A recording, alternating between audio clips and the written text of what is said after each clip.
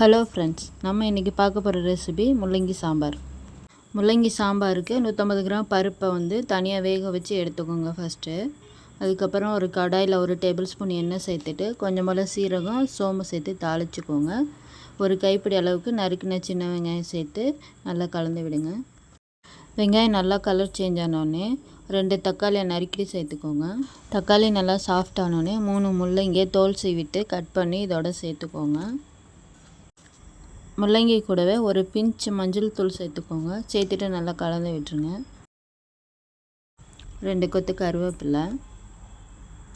1 நிமிஷம் போல் முள்ளங்கி நல்லா வதக்கி விடுங்க. வதங்கினதுக்கப்புறம் ஒரு லெமன் சைஸ் புளி எடுத்து நான் ஊற வச்சு தண்ணி எடுத்துருக்கேன். நீங்களும் அதே மாதிரி தண்ணி எடுத்து சேர்த்துக்கோங்க. மல்லித்தூள் 1 ஸ்பூன், மிளகாய்த்தூள் 1/2 ஸ்பூன், சாம்பார் பொடி 1/2 ஸ்பூன் சேர்த்துக்கோங்க. மசாலா பொடியெல்லாம் சேர்த்துட்டு நல்லா கலந்து வச்சுட்டு ஒரு மூடி போட்டு மூடி நல்லா கொதிக்க விடுங்க.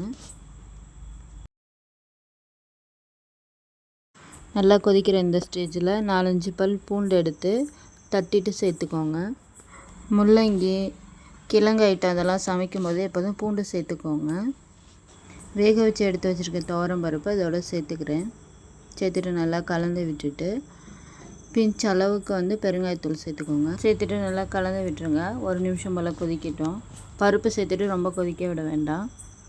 இந்த டைமில் தாளிப்பு வேணும்னா நீங்கள் சேர்த்துக்கோங்க. நான் இன்றைக்கி சேர்க்கலனாலும் நல்லா தான் இருக்கும்.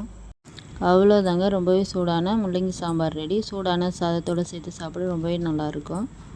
மறக்காமல் நீங்களும் ட்ரை பண்ணி பாருங்கள். இந்த வீடியோ உங்களுக்கு பிடிச்சிருந்துச்சுன்னா நம்ம சேனலை சப்ஸ்கிரைப் பண்ணிக்கோங்க. அளவோடு சாப்பிட்டு ஆரோக்கியமாக வாழும். தேங்க்யூ ஃபார் வாட்சிங்.